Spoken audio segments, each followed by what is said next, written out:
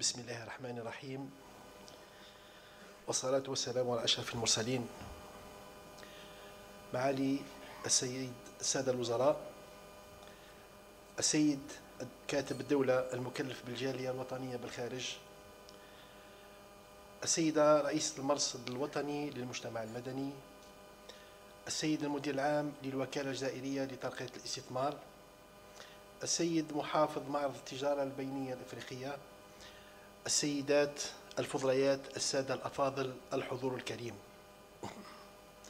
يسعدني أن أتواجد بينكم اليوم في هذا اللقاء الودي والأخوي المنظم على شرفكم بمناسبة مشاركتكم في يوم الجاليات الإفريقية المندرج ضمن برنامج فعاليات الدورة الرابعة لمعرض الإفريقي للتجارة البينية EATF الذي تحتضنه بلادنا. وأود في البداية أن أنقل لكم تحيات السيد رئيس الجمهورية السيد عبد المجيد تبون، وأن أشاطر جمعكم الكريم المشاعر الأخوية العطرة والصادقة التي أقرنها بالأماني الطيبة لكم جميعا، والشكر الجزيل على التزامكم الدائم بتلبية نداء الوطن. لقد حرص رئيس الجمهورية السيد عبد المجيد تبون كل الحرص على أن يكون لجاليتنا الحبيبة تواجد وازن في فعاليات هذه التظاهرة الاقتصادية الهامة، بما فيها يوم الجاليات الإفريقية الذي يعد النشاط الثاني من نوعه المنظم على مستوى قارتنا الأفريقية. وبهذه المناسبة أود أن أشيد بمساهمتكم القيمة في إنجاز فعاليات يوم الجاليات الإفريقية من خلال مشاركتكم المتميزة، ليس من باب المجاملة التي تمليها علي سعادتي بلقائكم فحسب، بل بناء على تقييم موضوعي يستند إلى عدة اعتبارات، ولعل أبرزها: أولا، المشاركة المتميزة والنشطة لمواطنينا بديار المهجر في مختلف حلقات الحوار التي نظمت في إطار يوم الجاليات الإفريقية، والتي ساهمت كلها في رفع جودة وثراء النقاشات. ثانيا، مساهمة الجالية الجزائرية من خلال تقاسم المعلومات مع إخوانهم الأفارقة حول التجارب الناجحة لبعض من أعضائها بخصوص المواضيع التي تمت مناقشتها، لا سيما في المجال الاقتصادي، أين تم تسليط الضوء على العديد من المشاريع التي حملتها وجسدتها كفاءاتنا في وطننا الأم، وبالأخص المؤسسات الناشئة التي ساهمت سواعد وخبرات مواطنين بديار المهجر في تأسيس أكثر من 15% منها. ثالثا، حضور الجالية الجزائرية الفاعل والوازن في يوم الجاليات الإفريقية شمل مختلف الفئات المهنية والاجتماعية والعمرية ومن مختلف ربوع العالم، وهو ما يعكس العناية الفائقة التي توليها السلطات العليا للبلاد لمواطنيها بديار المهجر، والتي تتجاوز عوامل الجغرافيا وتطوي المسافات. إن حضوركم اليوم يبرهن مجددا على تعلقكم بكل ما يخص وطنكم الأم، وهي الخاصية التي تتوارثها الأجيال المتعاقبة في مشهد يؤكد متانة هذه العلاقة الضاربة في جذور التاريخ، حيث نستذكر بكل إكبار وإجلال الدور الحاسم الذي سبق وإن انطلع به أجدادكم في الكفاح من أجل الاستقلال وتضحياتهم النفيسة في سبيل ذلك. أخواتي إخواني، إن دعم الجزائر وانخراطها في تنظيم يوم للجاليات الإفريقية لا ينبع فقط من تقاليدها العريقة التي أدرجت موضوع ترقية العمل الإفريقي المشترك والاندماج القاري في أولويات نشاطاتها الخارجية والدبلوماسية، بل هي أيضا محصلة منطقية للأهمية التي توليها الدولة لموضوع يقع في صلب اهتماماتها، ألا وهو الجالية الوطنية بالخارج. وأود هنا أن أؤكد أن هذه الأهمية الخاصة التي تحظى بها جاليتنا بالخارج تحركها الإرادة القوية لرئيس الجمهورية السيد عبد المجيد تبون بفضل الرؤية الشاملة والطموحة التي سطر معالمها لفائدة هذا المكون الأساسي من أمتنا، والذي خصه بأحد التزاماته 54، وهو الالتزام رقم 51 المعنون حماية الجالية الوطنية بالخارج والمغتربين وترقية مشاركتهم في التجديد الوطني، والذي تبعه استحداث منصب كاتب دولة يعنى بشؤون جالياتنا بالخارج. أخواتي إخواني، أنتهز سائحة لقائي بكم اليوم لأشيد بالحضور المتنوع لأطياف الجالية من قرابة 30 دولة من مختلف ربوع العالم، وهو ما يعكس العناية التي تحيط بها الدولة جاليتنا بديار المهجر تحت القيادة الرشيدة لرئيس الجمهورية السيد عبد المجيد تبون في مختلف المجالات وعلى جميع المستويات، انطلاقا من دستور 2020 الذي نص صراحة على مكانة الجالية في النسيج المجتمعي والتاريخي والمؤسسات للدولة الجزائرية، وما تبعها من قرارات هامة وإجراءات ملموسة لترقية نوعية الخدمات القنصلية وتوفير الحماية اللازمة لمواطنينا واستحداث مختلف الآليات للتكفل بانشغالاتهم ومرافقتهم للمساهمة في مسار التجديد الجزائري. تلكم هي الرسائل التي أحملها إليكم لأؤكد لكم العناية الفائقة التي توليها السلطات العليا للبلاد لبنات وأبناء الجالية، وعزم الدولة الراسخ على السهر من أجل ضمان احترام المواطنين الجزائريين وصون مصالحهم وحقوقهم حيثما وجدوا. ولقد سبق للسيد رئيس الجمهورية أن أكد خلال لقائه بأعضاء من الجالية بمناسبة زيارته الرسمية بالخارج بأن ممثلياتنا الدبلوماسية والقنصلية مجندة للسهر على أوضاع رعايانا، لأن كرامة المواطن الجزائري بالخارج هي من كرامة الجزائر، ويجب دوما صونها وحمايتها. كما بودي أن أقاسمكم رسالة العزيمة الراسخة التي تحدون في سعينا بالتعاون مع كافة الشركاء على مواصلة توسيع وعاء المكاسب التي تحققت لبنات وأبناء جاليتنا الحبيبة خلال السنوات الأخيرة في مختلف المجالات.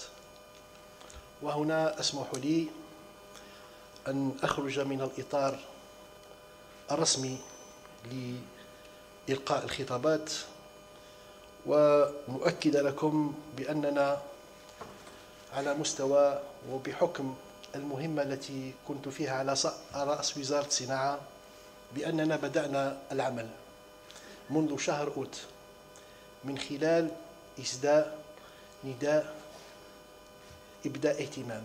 C'est le lancement d'un avis d'appel à manifestation d'intérêt pour la mise en place des conseils des experts seniors dans la construction des véhicules et la pièce de rechange.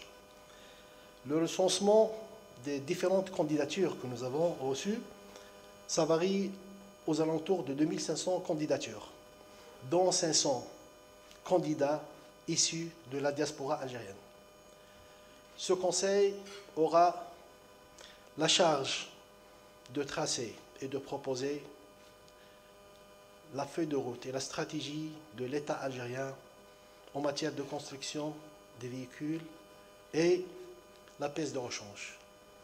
Un premier travail a été déjà élaboré en collaboration avec les différents opérateurs et les différentes institutions étatiques, à savoir le ministère de la Défense nationale, le ministère de la Recherche et l'Enseignement supérieur, les différents opérateurs économiques, les bourses de la sous-traitance, les sous-traitants et les constructeurs qui ont affiché leur souhait pour instaurer et installer une vraie industrie automobile en Algérie. Donc ce travail a abouti à l'élaboration d'un projet de référentiel national de l'intégration dans ce domaine-là. Ce référentiel, il est composé de 7 livrables. Le premier livrable, c'est les grandes lignes directrices de l'intégration.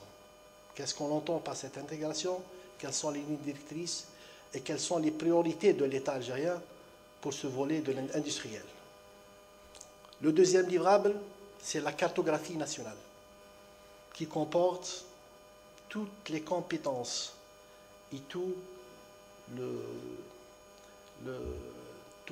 la compétence humaine et matérielle que nous possédons au niveau local. Troisième livrable, ce sont les normes et les méthodes d'homologation exigées par les constructeurs. Quatrième livrable, c'est les normes et les exigences et les méthodes d'homologation exigées par les constructeurs, mais dédiés spécialement pour la matière première. Le quatrième livrable, qui fait appel à ce qu'on appelle, et je vais faire un penchant sur une approche un peu scientifique. En physique, on connaît tous l'énergie interne et l'énergie externe. Sans énergie interne, il n'y aura pas le lancement de la machine. Et ça concerne le quatrième livrable, qui est la partie soft de l'intégration. La partie soft de l'intégration, c'est la recherche et développement, c'est le développement des compétences. Et là, précisément, je compte beaucoup sur la participation de notre diaspora. C'est un nouveau métier pour nous. Nous savons très bien que notre diaspora, éparpillée à travers le monde entier, possède une expérience et une expertise assez pertinente dans ce domaine. Nous avons lancé ce premier appel à manifestation d'intérêt. On a eu un premier recensement, mais je relance encore à travers vous un deuxième appel. Toute compétence algérienne capable de participer à la mise en place d'une vraie industrie pour l'automobile à la pièce de rechange, elle est la bienvenue. Je le dis et je le redis.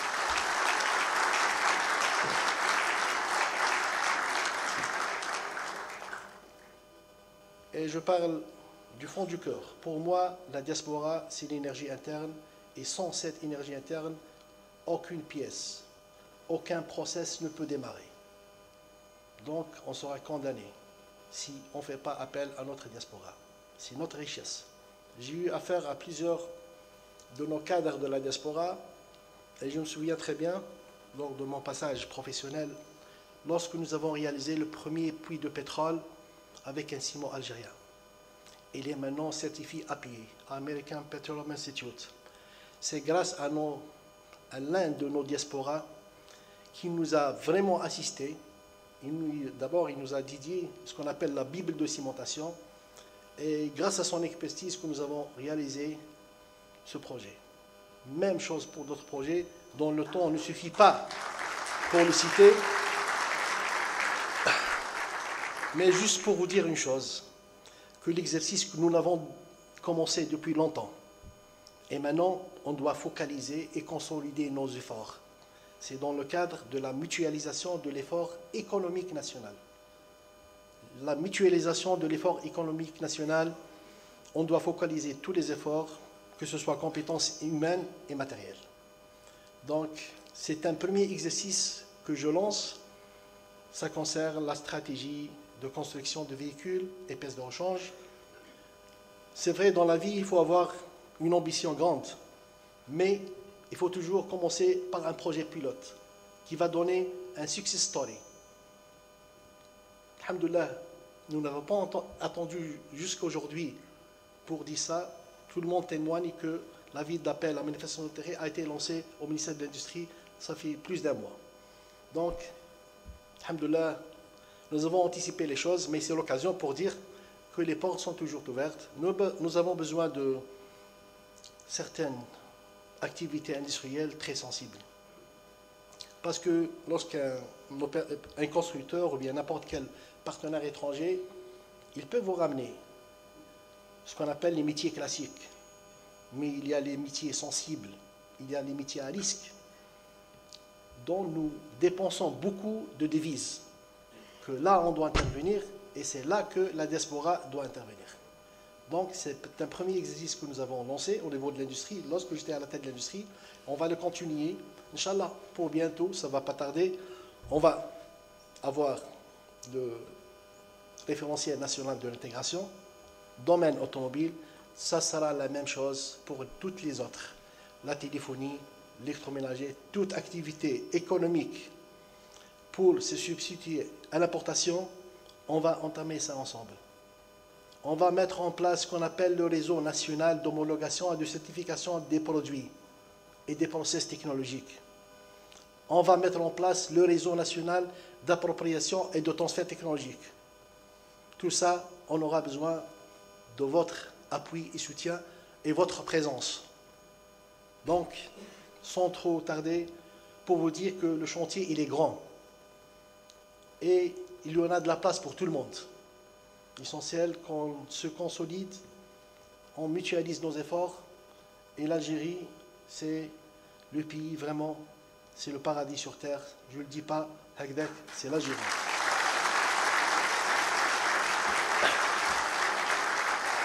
Donc, encore une fois, je vous remercie de m'avoir donné cette occasion d'être parmi vous. Inch'Allah, que de la réussite pour cet événement et d'autres événements qu'on va organiser. Barakallahu fikum. Inch'Allah, le succès nous attend. C'est la seule chose que j'en suis sûr. Barakallahu fikum. Merci.